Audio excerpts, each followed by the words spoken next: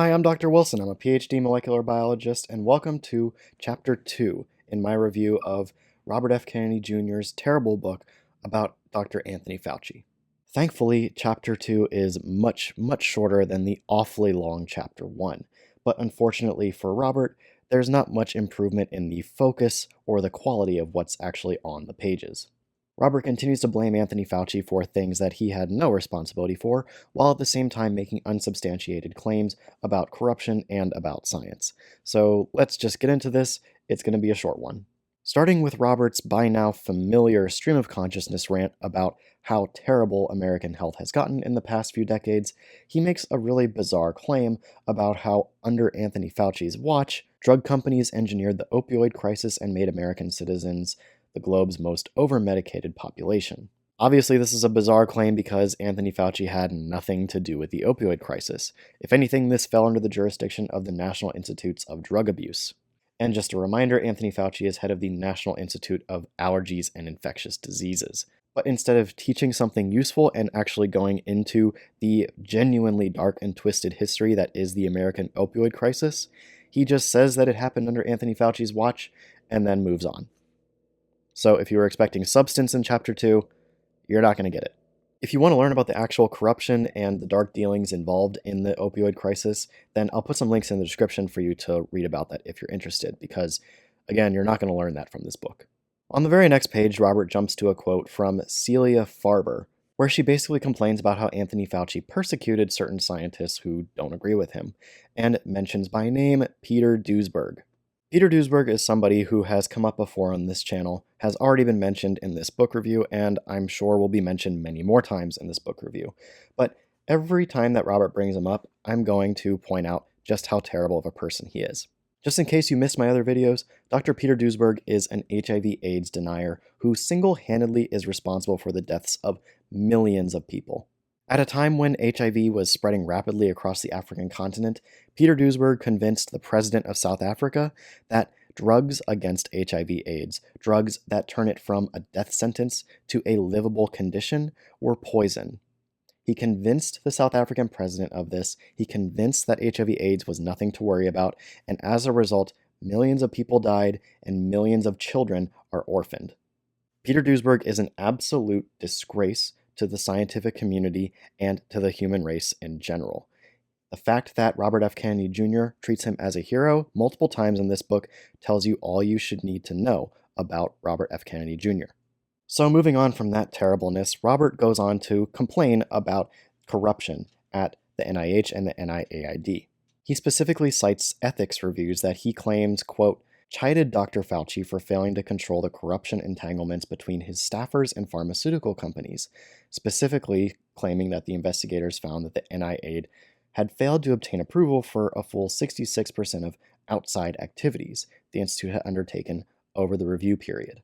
Of course, if you actually read these ethics reviews, they don't say anything like that. What they actually say is that these outside activities, which describe activities that NIH employees participate in outside of their federal work. There are several rules and regulations concerning outside activities of NIH employees, but what the ethics board found here was simply that there were delays or late turn-ins when it came to reporting what those actual outside activities were. If that sounds mundane to you, it's because it is. That's all the ethics board is really talking about here, and Robert is trying to make it seem like more than it is. Similarly, he tries to make NIH royalties seem like more than what they are as well. He already talked about this in the introduction of this book, and I addressed it in the introduction of this series. If NIH employees have a hand in inventing a product that gets patented and sold, then they have the rights to gain some royalties from that product. That seems fair, right? You put the work in to invent it, and you should be able to benefit from it. But the laws here are very specific. An NIH employee is only allowed to earn up to $150,000 in royalties from any one patent that they are making money from. Seeing as Robert F. Kennedy Jr. is making hundreds of thousands of dollars every year just from spreading nonsense, I don't see a problem with that. And as we already went over in the introduction, Anthony Fauci doesn't make much money at all from these royalties, as the financial records show.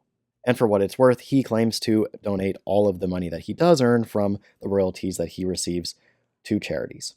Any money above that $150,000 royalty cap to NIH employees goes to the NIH organization itself, which means it goes back into grants and running the organization. Which is important because the more money that goes to the NIH, the more money that will be going to grants that fund essential biomedical research that help us understand the fundamental aspects that are necessary in order to create better and more effective drugs. But Robert doesn't seem to support this cause of doing better and more biomedical research, which we're going to find out very clearly from the rest of this chapter.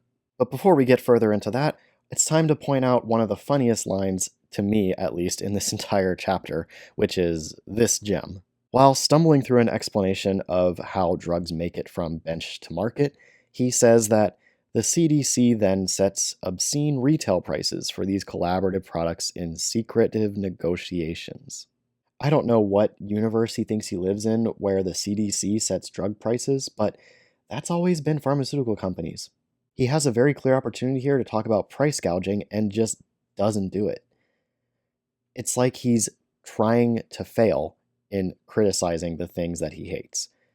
It's so bizarre. Criticizing price gouging practices and the ridiculously high cost of pharmaceutical drugs is absolutely valid because it is ridiculous that drugs cost so much, at least in the US.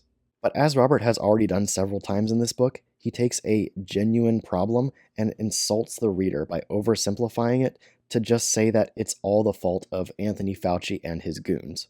Continuing on with this trend of blaming Fauci for literally everything, he cites an Emory study, which he claims summarizes how compromised federal public health officials like Dr. Fauci have transformed the NIH, CDC, and FDA into pharmaceutical marketing machines. I'm going to put the link to this paper in the description, and you all can read it and tell me if you think that it says that. In this paper that doesn't mention Anthony Fauci or the NIH at all, the authors criticize price gouging and direct-to-consumer pharmaceutical advertising, both things that I would agree are pretty messed up. Big Pharma is definitely not perfect. It is for profit, and it is largely controlled by stakeholders who have no scientific backgrounds. But to say that these genuine systemic problems invalidate scientific findings and mean that we can't trust the drugs that pharmaceutical companies actually put out is incredibly lazy. If anything, this means that you need to stay vigilant and stay up on the literature if you want to figure out which drugs work, which drugs don't work, and which drugs might be subject to some corruption. What you don't want to do is just make the thought-stopping statement that Big Pharma is corrupt and that you can't trust any of it, because that's how we move backwards in public health, not forward. But apparently, Robert is all for moving backwards in public health, as he continuously demonstrates through this book. Already coming to the end of this chapter, Robert claims that Dr. Fauci has done almost nothing to advance NIH's core obligation of researching the causes of devastating explosions and epidemics of chronic allergic and autoimmune diseases that, under his tenure, have mushroomed to afflict 54% of children, up from 12.8% when he took charge of NIH in 1984. This is again a repeat of some claims he made in the introduction. As I explained there are plenty of reasons to explain why chronic illnesses are more commonly being diagnosed in children in America now than they were back then.